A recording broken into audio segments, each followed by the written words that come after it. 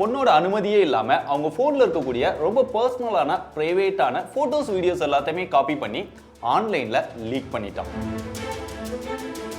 எப்பவுமே மொபைல்ல இருக்கக்கூடிய ரொம்ப பர்சனலான பிரைவேட்டான போட்டோஸ் அண்ட் வீடியோஸ் அப்படிங்கிறது கையில இருக்கிற கத்தி மாதிரி தான். மொபைல் போன் வந்து கம்ப்ளீட்டா டெட் ஆயிடுச்சு, அதை அக்சஸ் பண்ணவே முடியல, அதுல ரொம்ப பர்சனலான பிரைவேட்டான வீடியோஸ்லாம் இருக்கு அப்படின்னா அதை சர்வீஸ் கொடுக்கறத தவிர்த்திடலாம். இந்த மொபைல் போனுக்கு ஏதாவது லாக் போட்டிருந்தீங்க அப்படின்னா அந்த டீடைல்ஸ் எல்லாம் சர்வீஸ் சென்டருக்கு ஷேர் பண்ணாதீங்க. கொல்கத்தாவை சேர்ந்த ஒரு பெண் தனது பதிவில் கொல்கத்தாவில் உள்ள ஒரு தொலைபேசி பழுது நீக்கு கடை அவரது தனிப்பட்ட வீடியோக்களை வெளியிட்டதாகவும் அதன் பிறகு அவருக்கு நூற்றுக்கணக்கான டிஎம்கள் வந்ததாகவும் குறிப்பிட்டுள்ளார். மேலும் அவர் இந்த சூழ்நிலையிலிருந்து எப்படி வெளியேறி வாழ்க்கையை மீண்டும் சீரமைக்க முடியும் என மக்களிடம் கேள்வி எழுப்பியுள்ளார். அவரது பதிவில் கொல்கத்தாவில் உள்ள தொலைபேசி பழுது நீக்கு கடை எனது தனிப்பட்ட வீடியோக்களை வெளியிட்டது, இந்த பாதிப்பிலிருந்து எப்படி மீண்டு வருவது என்று எனக்கு தெரியவில்லை என குறிப்பிட்டுள்ளார். நான் தற்போது முழுமையாக உடைந்து போயிருக்கிறேன். இந்த சம்பவத்திற்கு பிறகு எனது பெற்றோர்கள் என்னோடு பேசுவதை நிறுத்திவிட்டனர்.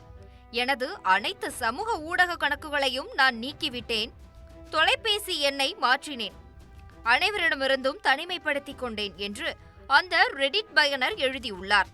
மேலும் தான் இப்போதெல்லாம் அறையை விட்டு வெளியே செல்வதே இல்லை எனவும் மக்களை சந்திப்பதை தவிர்ப்பதாகவும் தொலைபேசி பயன்படுத்துவதையே நிறுத்திவிட்டேன் எனவும் என் முழு வாழ்க்கையும் இடிந்தது போல தோன்றுகிறது, இதிலிருந்து எப்படி மீண்டு வருவேன் என்று தெரியவில்லை எனவும் வேதனையுடன் உருக்கமாக பதிவிட்டுள்ளார். அவர் தொடர்ந்து இதே போன்ற சூழ்நிலையை யாராவது எதிர்கொண்டிருக்கிறீர்களா? உங்கள் நம்பிக்கை, தனி உரிமை மற்றும் நற்பெயர் இப்படி அழிக்கப்பட்டிருக்கும் போது எப்படி அதிலிருந்து மீண்டு வருவது என்றும் கேள்வி எழுப்பியுள்ளார். ரெடிட் பயனரான அந்த பெண்ணின் பதிவு இணையத்தில் தற்போது பேசுபொருளாகியுள்ளது. கொல்கத்தாவை சேர்ந்த ஒரு பொண்ணு அவங்களோட மொபைல் போனை சர்வீஸ் கொடுத்துருக்காங்க. அங்க உள்ள ஒருத்தன் அந்த பொண்ணோட அனுமதியே இல்லாம அவங்க போன்ல இருக்கக்கூடிய ரொம்ப பர்சனலான பிரைவேட்டான போட்டோஸ் வீடியோஸ் எல்லாத்தையுமே காப்பி பண்ணி ஆன்லைன்ல லீக் பண்ணிட்டான். இதனால அவங்களோட சோசியல் மீடியா அக்கௌண்ட்ஸ்க்கு எல்லாமே தேவையில்லாத நிறைய அன்வான்ட் மெசேஜஸா வந்திருக்கு. இதை பார்த்த உடனே அவங்க எல்லா சோசியல் மீடியா அக்கௌண்ட்டுமே க்ளோஸ் பண்ணிட்டாங்க. அது மட்டும் இல்லாம அவங்களோட பேரண்ட்ஸ் கூட அவங்க கிட்ட சரியா பேசுறது இல்ல அப்படின்னு சொல்லியிருக்காங்க. சோ இந்த ஒரு இன்சிடென்ட்டால சடனா அவங்களோட லைஃபே கொலாப்ஸ் ஆன மாதிரி ஃபீல் பண்றதா சொல்லியிருக்காங்க. பொதுவா இந்த மாதிரி மொபைல் போனை சர்வீஸ் கொடுக்கறதுக்கு முன்னாடி சில விஷயங்களை ஃபாலோ பண்ணணும். உங்க மொபைல் போன் வந்து ஆன்ல தான் இருக்கு அப்படின்னா சாம்சங் மாதிரி சில போன்ல மெயின்டெனன்ஸ் மோட் அப்படின்னு ஒன்னு இருக்கும். அதை ஆன் பண்ணிட்டீங்க அப்படின்னா உங்க மொபைல் போன்ல இருக்கிற எல்லா டேட்டாவுமே கம்ப்ளீட்டா என்கிரிப்ட் ஆயிடும்.